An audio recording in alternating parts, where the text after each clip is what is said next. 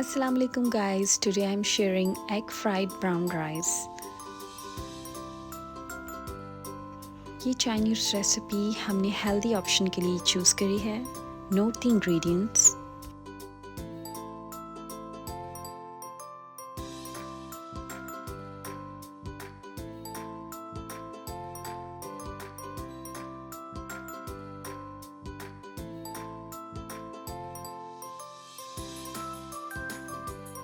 In a wok, spray olive oil and then add egg.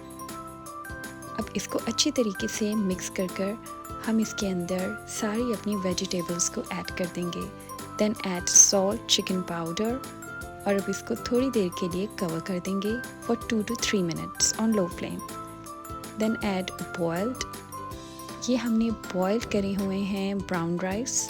अब हम इसके ऊपर सोया सॉस ऐड कर देंगे और अब जो हमारा ग्रीन अनियन है उसकी ग्रीन साइड हम ऐड कर देंगे.